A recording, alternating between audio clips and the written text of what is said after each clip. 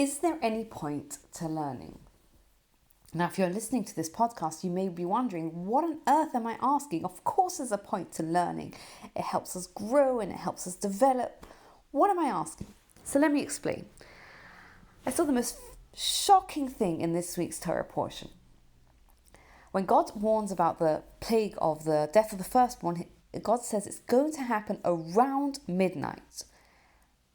Which begs the question, why around midnight? It happened at midnight. Well, God could have predicted it happened at midnight. Why does it have to say around midnight? And the answer is shocking. We're told that God said around midnight because he didn't want to give the Egyptians a way out. That if they would see the firstborns dying as predicted, but they would look and they would say, they would mistime it and think it's 11:59 or 12:01. They would say, there's no God. Hold on a second. We're talking about Egyptians that have witnessed 9 plagues, 9 times. God saying this crazy thing is going to happen and this terrible thing did happen.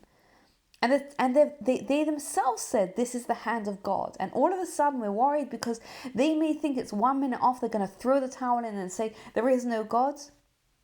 Yes, we are worried about it. Why? Because the Egyptians were so steeped in their evil ways. They had oppressed the Jews for so long that they could see the most amazing thing. But because they thought it was a minute off, they would go right back to their evil ways. And we think about it and we think, wow, that's crazy. But hold on a second. Maybe it's not so crazy. For us as well. Sometimes we hear something or we're inspired to work on ourselves or to do more or do better. And then so quickly we find ourselves falling back into our old habits and our old ways. And we might think to ourselves, what's the point? What's the point of learning and what's the point of working? Here I am, seemingly back to square one. So let me share with you a powerful story that will answer this question. There's a rabbi who was walking in Tel Aviv and a guy is driving past. He pulls down his window and he yells out at him. And the rabbi doesn't really notice much. And then he says, "You saved my life." And he stops and looks in the car and he says, "Hey, Beryl." And Beryl says, "Where are you going? I'll give you a lift." And he jumps in and he tells him how he saved his life. He says, 40 years ago, we were in the displaced camps together. And I turned around to you and I said, how do you go on? How do we keep going? You've just seen the worst of the worst. How do you keep going? And you shared with me the most incredible story from the Talmud. You said Sancheiriv was about to go and try and conquer Jerusalem. And he went to his idol beforehand and he made a pact and he made a promise. He said, if I am able to conquer Jerusalem, I will sacrifice my 2 children to you. What happened next? He goes to sleep the night before, 185,000 commanders, a massive army. He wakes up the next morning. Every single one of his 185,000 commanders has died. An incredible, incredible act of God. What does Sancheiriv do? He goes and he says to his idol, he says, I made you a promise. I know it's all over. There's no way I can capture Jerusalem. All my commanders are dead. But a promise is a promise.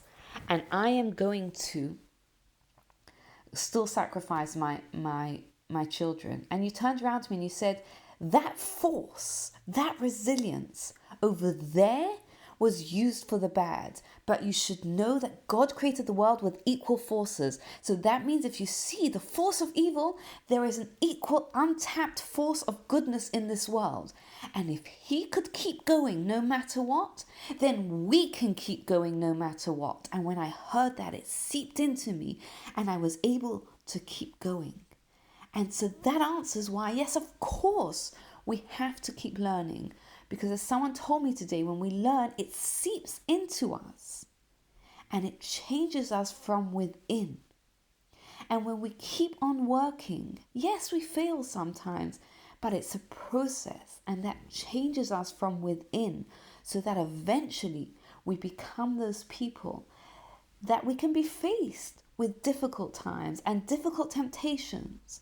But eventually we are still able to go back to our original commitment and keep on going. So yes, it's so important to keep on learning and keep on putting in the progress, and because it's a process to get to change from within. Wishing you a good Shabbos.